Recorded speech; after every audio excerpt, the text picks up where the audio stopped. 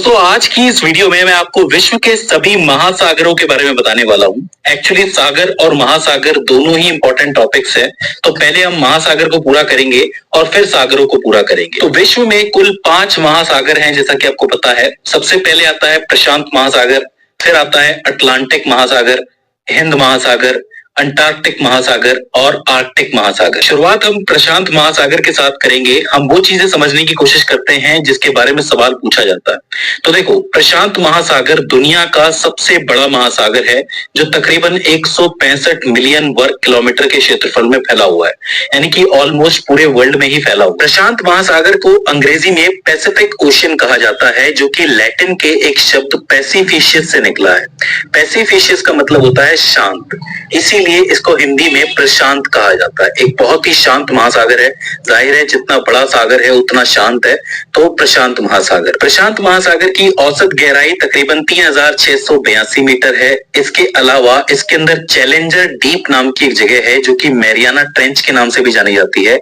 Challenger deep या Mariana trench, जो कि दुनिया की सबसे गहरी जगह है, मतलब सबसे गहरा स्थान जो समुद्र के अंदर है वो मैरियाना ट्रेंच है। इससे सवाल बनता है, इसकी गहराई तकरीबन 36,070 फीट यानी कि 10,994 मीटर है। आप सोच के देखो, ऑलमोस्ट 11 किलोमीटर हो गया। मतलब 11 किलोमीटर गहरी कोई जगह भी है दुनिया के अंदर। हालांकि मैं आपको बता दूं कि रशिया ने 12 किलोमीटर का गड्ढा खोदा था, उसके बारे में कभी और बात करेंगे। लेकिन फिलहाल समुद्र में सबसे गहरी जगह मैरियाना ट्रेंच। प्रशांत महासागर में लगभग 25,000 द्वीप हैं, जो किसी भी महासागर से बहुत ज्यादा है। और उनमें से सबसे फेमस है हवाई। हवाई का नाम आपने सुना होगा। एक बहुत ही फेमस द्वीप समूह है जो प्रशांत महासागर के अंदर मौजूद है। इसके अलावा ऑस्ट्रेलिया के क्वींसलैंड के तट पर एक ग्रेट बैरियर रीफ पाई जाती है। देखो, ग्रेट बैरियर रीफ का मतलब होता है कोरल रीफ। ये एक मूंगे की चट्टान या फिर मूंगे की दीवार है, जिसमें कई तरीके के समुद्री जीव रहते हैं। ये जो मूंगे की चट्टान होती है, इसमें कैल्शियम कार्बोनेट भी पाया जाता है। काफी इंपॉर्टेंट है, क्योंकि इससे सवाल पहले बन चुका है, तो याद रखना। ऑस्ट्रेलिया के क्वींसलैंड के तट पर। इसके अलावा एक चीज और है जिसका नाम है पैसिफिक रिंग ऑफ फायर, जिसको घोड़े की नाल भी कहा जाता है। देखिए, रिंग ऑफ फायर का मतलब होता है आग का गोला। देखिए, ये जो आपको एरिया दिख रहा है, इसके अंदर घोड़े की नाल के आकार में आपको ये जगह दिख रही होगी। इस जगह पे आपके वर्ल्ड के सबसे ज्यादा तकरीबन 70 से 75% ज्वालामुखी पाए जाते हैं, और साथ ही भूकंप के केंद्र भी यही पाए जाते हैं। तो इसीलिए इस जगह को पैसिफिक रिंग ऑफ फायर के नाम से जाना जाता है।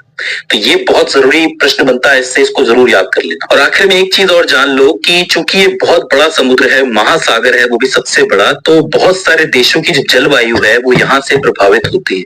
यहाँ से कई तरीके की हवाएं चलती है, मानसून चलता है, तो जलवायु की दृष्टि से भी ये काफी जरूरी महासागर है। तो प्रशांत महासागर से इनमें से कोई भी प्रश्न बन सकता है, तो इसको आपको याद रखना है।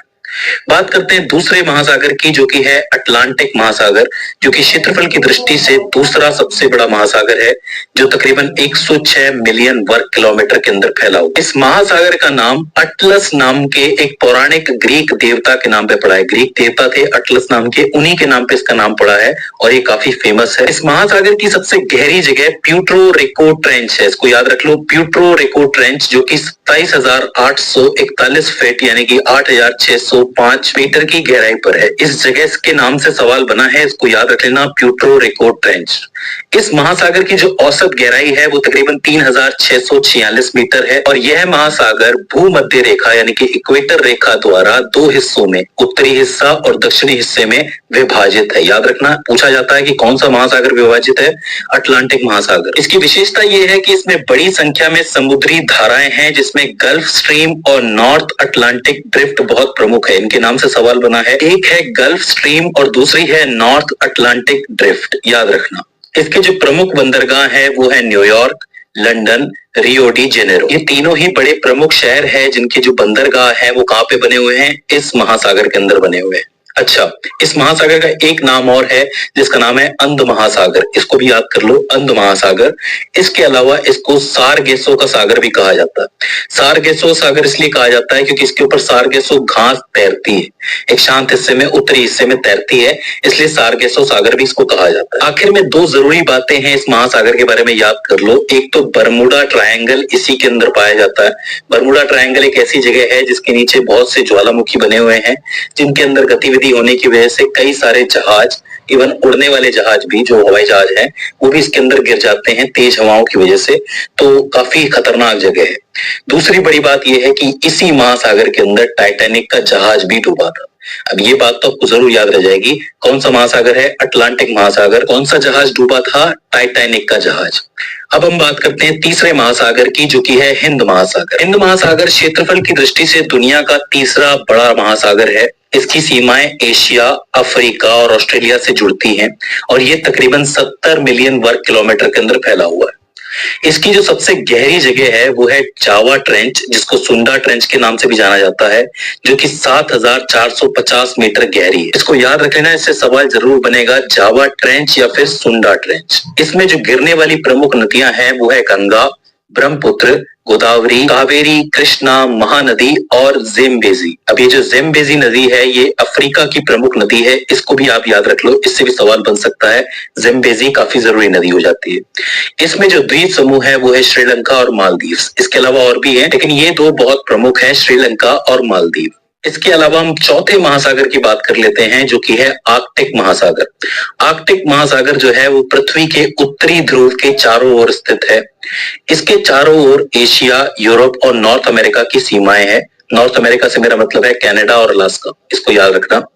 इसकी जो औसत गहराई है वो 1205 मीटर है और इसकी जो सबसे गहरी जगह है वो है, याद रखो, जो कि मीटर गहरी है। मैं आपको बता दूं कि इसके अंदर बने हुए जो द्वीप समूह है वो मेनली है ग्रीनलैंड, बैफिन आइलैंड और विक्टोरिया आइलैंड। सवाल बनता है, याद रख लो, ग्रीनलैंड, बैफिन आइलैंड और विक्टोरिया आइलैंड। मैं आपको बता दूं कि ये दुनिया का सबसे छोटा महासागर है, क्षेत्रफल की दृष्टि से सबसे छोटा माना जाता है। और चूंकि यहाँ पे सूर्य 6 महीने नजर आता है और 6 महीने नहीं नजर आता है, इसलिए यहाँ पे बर्फ की चादर ढकी रहती है और इसीलिए इसको छिपता हुआ महासागर भी कहा जाता है, यानी कि छिपा हुआ महासागर जो बर्फ से छिप जाता है। तो इसको भी याद रखो। आखिर में आपका पांचवा महासागर बचता है, जिसका नाम है अंटार्कटिक महासागर, जो कि आपके दक्षिणी हिस्से में मौजूद है, अंटार्कटिक महाद्वीप के चारों ओर। मैं आपको बता दूं कि इस वक्त यहाँ पे रिसर्च बहुत ज्यादा चल रही है और इसके बारे में ज्यादा जानकारी हमें फ्यूचर के अंदर मिल सकती है। तो इस महासागर से उतने प्रश्न आपके बनेंगे नहीं, लेकिन फिर भी इतना याद रखो कि फिलहाल ये रिसर्च का टॉपिक है। तो ये हो जाते हैं आपके 5 महासागर। आई होप आपको समझ में आए होंगे। अगर इसके बाद भी इसके अंदर आपको कोई क्वेरी आती है, कोई दिक्कत आती है, तो आप हमें कमेंट सेक्शन के अंदर बता सकते हैं। तो दोस्तों, आज की इस वीडियो के अंदर बस इतना ही।